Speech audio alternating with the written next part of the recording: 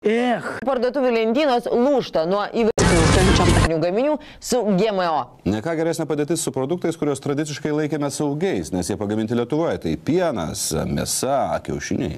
Reikalas tas, kad į Lietuvą iš užsienio nevaldomai plūsta pašarai, gaminami iš genetiškai modifikuotos sojos ir kukurūzų. O genetiškai modifikuoti kukurūzai buvo sukurti tam, kad jų nereiktų puršti chemikalais visam pasaulyje žinomais kaip Roundupas. Bet pas mus ūkininkai Roundupų kaip purškė savo pasėlius, taip ir tebe purškė. Todėl mūsų vištos, kiaulės ir karvutės yra nuodijamos dvigubai.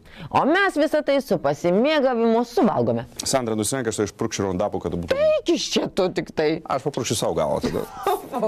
Pabučiuok dabar mane.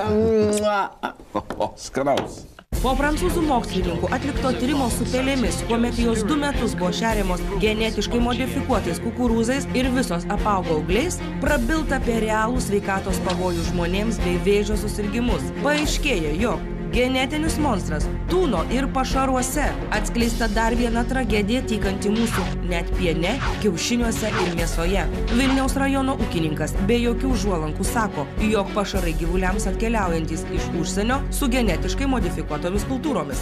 Vis tiek patenka tas GMO, vadinkim tai, per pašarus pas gyvuliukus. Manau, kad taip. Ir, pavyzdžiui, dabar didelį ryškių ūkiai yra ir tokie, kuri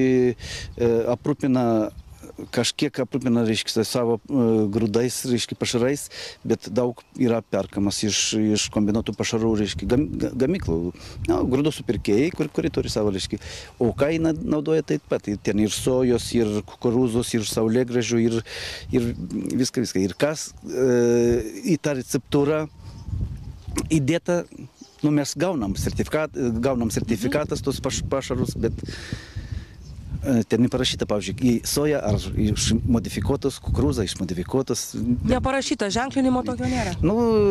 Turi būti. Ūkininkas stebės ir nesuvokia, kodėl į Lietuvą tonomis plūsta modifikuoti pašarai, kai tuo tarpu patys Lietuvos ūkininkai gali puikiausiai savo išaugintomis kultūromis pašerti ir užauginti gyvulius. Tačiau pinigai ir sąžinės stoka veda lietuvius į pražūtį. Per 3 mėnesius modifikuotais pašarais išaugintos kiaulės keliauja ant prekystalių. Čia ne pašarai tai nieko nėra, čia viską genetika, išvestos kiaulytės, kurios greit bręsta, visą kitą. Sakau, brangusis, mano sesuo perka iš kompleksų tą kiaulytę.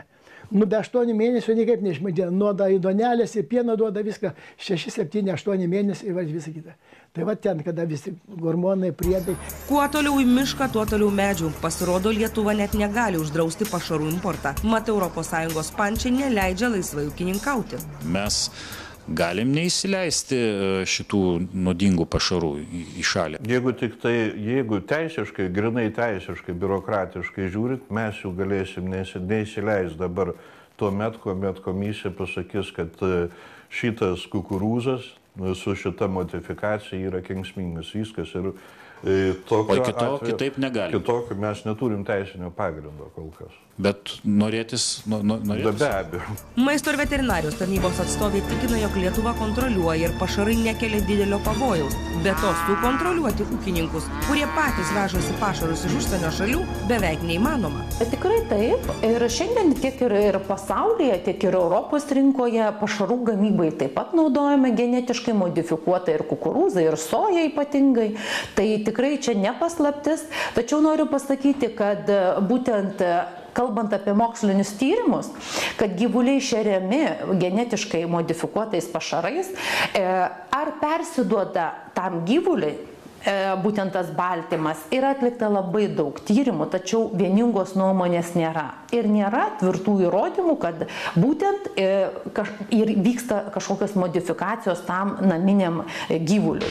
Mes dabar, pavyzdžiui, mes nežinom konkrečiai, ar naudojamės tos ar ne. Už tai, kad kukurūzų, pavyzdžiui, sėklas silosui ar grūdam auginimui, mes perkam jau beicuotus, paruoštus sėjui, rapsas, reiškia, taip pat. Ir manau, kad ir kitų, reiškia, augalų sėklos mes dabar 75–80% gal pirkta iš užsienio.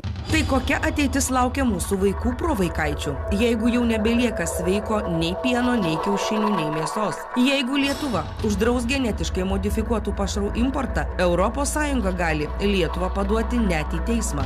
Yra kitas žingsnis, kur galioja visom šalim, tai yra yra tas teisingumo teismas, kur gali šalį narę paduoti, jeigu tu nesilaikai vienos ar kitos direktyvos reikalavimų ir tu tada mokėsi kiekvieną dieną tokią sumą, kol nusibos tau mokėti, jeigu pralaimėsi teismą. Dėja, tokia sistema yra pas mus. Tačiau ne tik GMO siaubas, dar vienas pelių auglių kaltininkas yra Roundupas. Šeriant pelės genetiškai modifikuotais kukurūzais, dar buvo pridedami ir Roundupo purkšti kukurūzai. Rezultatai dar baisesni. Anot selekcininko Antano Svirskio, Roundupo kultūros purškia bene kiekvienas ūkininkas. Įsisiubavo Roundupas ir aš pats, kaip dirbu, naudoju sėklininkystėje, visur kitur, naudoju Roundupą prieš sėją. Pykdžio sunaikinimą. O dabar ne tik prieš sėją, bet genetiškai modifikuotus gali purkšti 5 kartus, nupurški nebijo, bet dabar, kad negenetiškai modifikuoti mūsų javai, kaip tokie, kaip pernai drėgnas ruduo, šiemet sausa buvo, bet ir tai daug signalų gavau ir viską. Naudoja tą Roundupą, nupurškia, sudžiovina augalą, vienodai subręsta, užmuša pykdžiolės, po to palieka ražienas negyvas, nuodingas ir gauna išmokas 500 litrų už hektarą. Tai reikia labai būti kvailo ūkininko, kuris atsisakytų tokių. Ir paskui baisiausia, kad ne visi yra daug supratingų dalykų, bet kad veža tuos visus grūdelius, įpila į bendrą krūvą, į bendrą aruodą. Tai koks kitas kelias, kuomet pašarai modifikuoti ir dar nupurkšti Roundupu? Ko laukti? Ar yra tuomet bent kokia valstybės tarnautojų reali pagalba bei informacija vartotojams? Ar ES intbaubas neleidžia krustelti? Nėra įrodymo, kad tie baltymai, būtent naminiam gyvulėm, turi įtakos ir pakeitimo, kad juos reikėtų ženklinti kažkaip atskirai. Nes iš tiesų, rinkoje, kalbant apie produktus, šiandien Europa reikalauja paženklinti tik tuos produktus, kuriuose yra 0,9%. O ten, kur yra genetiškai modifikuotų pėdsakų, yra modifikacijos pėdsakų, niekas neženklina. Į Lietuvą įvežama 150 000 tonų ir į visą Europą iš Lotynų Amerikos įvežama genetiškai modifikuotų sojų. Su Roundupu, ten 100 tonų gal į to Roundupo yra, kuris įsilaiko ir mūsų skrandį reaguoja ir dirba ant tos plėvelės beveik pusę metų ir ilgiau, kiti sako, kad čia tik tai mėnesį, 2 suskyla organizme. Ir svarbiausia, kad šitose, kaip sakyti, pašarai ir neužrašyta irgi. Jau dabar, nepamenu, kuri šalis, kad siekia, kad būtinai užrašyti, kad čia tas pienelis, tas mėsytė išauginta, naudojant genetiškai modifikuotus pašarus. Kaip supratome, mėly žiūrovai, viskas tik kalbų lygyje. Reikėtų ženklinti, bet ES nereikalauja. Reikėtų uždrausti, bet negalime. Veršiukai ir paršiukai parduodami užsienį, ten juos su genetiškais pašarais ir dar nupurkštais Roundupu užaugina per kelis mėnesius. Vėl atveža Lietuvą ir prašau, pirkite mėsytę, šviežią, gardžią, gerkite pieną, sveika reikalinga vaikams. Tai aišku, yra viskas surišta, nėra čia ko slėpti su verslu, su pinigais ir su trečiosiom šalim, kur mes esam, turbūt per mažiau. Tiesa pasirodo viena. Milijonai nuperka sąžinę, atsakomybę ir pareigą.